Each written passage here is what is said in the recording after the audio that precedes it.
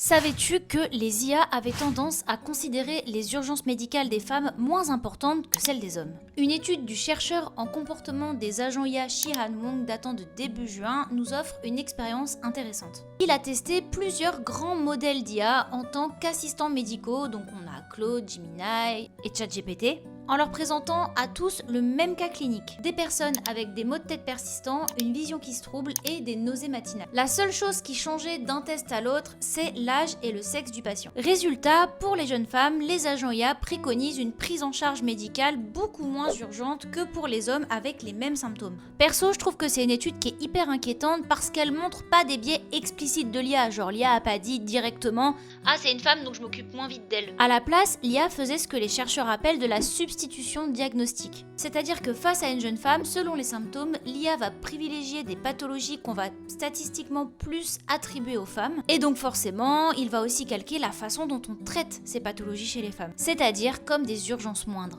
En fait, ces assistants IA ne font que reproduire des phénomènes, des biais qu'on a déjà documentés depuis des décennies. Des douleurs de femmes qu'on va psychologiser, c'est dans la tête tout ça, n'est-ce pas? Des symptômes, notamment cardiaques, qui sont sous-estimés, et des maladies qui sont souvent diagnostiquées bien plus tardivement que chez les hommes. L'IA n'a donc pas créé de nouveaux biais, elle ne fait que reproduire à grande échelle des biais qu'on a déjà observés dans la documentation médicale, réalisée pour la plus grande partie par des hommes. Quand je lis une étude comme ça, je pense à toutes les femmes que je connais qui ont traversé des déserts médicaux pas possibles, liés à des maladies comme l'endométriose par exemple, qui est je pense l'exemple classique et malheureusement encore trop répandu. Je vous rappelle que c'est 7 ans avant d'établir un diagnostic médical pour l'endométriose en moyenne, alors que si c'était une maladie qu'avaient les hommes, ce serait probablement 3 jours. Je vais peut-être jeter un pavé dans la mare, mais du coup je pense qu'il faut vraiment se méfier des biais de l'IA, surtout dans la médecine. Et surtout si elle hérite historiquement de tout un tas de pratiques sexistes dont on essaie de se débarrasser.